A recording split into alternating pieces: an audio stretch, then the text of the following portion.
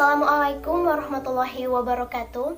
Perkenalkan, nama saya Wulan Marliana Safitri dengan NPM 203507016. Di sini saya akan sedikit membahas mengenai pemikiran politik dari Nurcholish Madjid. Sebelum ke pembahasan, saya akan membacakan terlebih dahulu mengenai biografi beliau.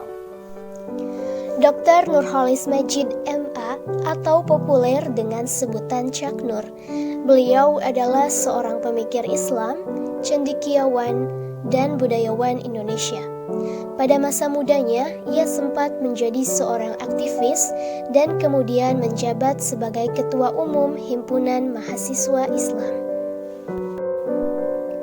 Beliau lahir pada tanggal 17 Maret 1939 di Kabupaten Jombang. Pendidikan yang ditempuh diantaranya Pesantren Darul Ulum Kejoso di Jombang dan Pesantren Gontor di Ponorogo. Kemudian beliau menempuh studi kesarjanaan IAIN Jakarta pada tahun 1961 sampai 1968. Kemudian beliau melanjutkan studi doktoral di Universitas Chicago, Amerika Serikat pada tahun 1978 sampai 1984.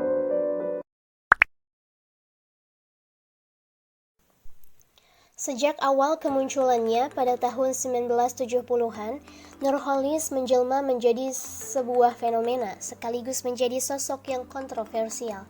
Pemikirannya sangat mendapatkan apresiasi sekaligus resistensi, terutama konsep inklusivisme yang muncul di tengah arus utama eksklusifisme.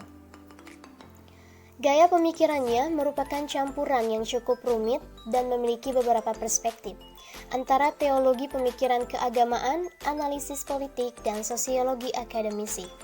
Penggagas pemikirannya tidak bisa dianalisis secara fragmentasi dan terpisah satu sama lainnya, karena ketiga ide besar itu juga melahirkan ide-ide pendukung yang berfungsi memperkuat keseluruhan idenya, yaitu neomodernisasi, integrasi, dan pembangunan. Adapun yang mempersatukan keseluruhan kontribusi bangunan idenya adalah teologi inklusif yang dibangunnya dengan menggunakan pendekatan-pendekatan dan analisis-analisis dan juga pendekatan klasik dan modern yang menjadi ciri khas pemikirannya. Teologi inklusif ini merupakan salah satu upaya Nurcholish dalam merumuskan hubungan antara Islam dan negara yang dapat diterima secara teologis, ideologis, dan rasional. Namun demikian, pemikiran teologi Nurcholish yang sangat inklusif itu tentu saja secara ideologi sangat mendapatkan reaksi keras dari pihak lain pada awalnya, bahkan hingga saat ini. Hal ini dikarenakan dalam konteks religiusitas masyarakat Indonesia.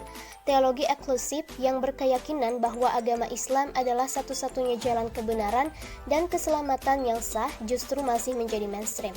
Namun jika dianalisis secara tepat dan cermat, pemikiran inklusivisme Nurcholish ini bukan sekedar pemikiran teologi murni yang berdiri sendiri.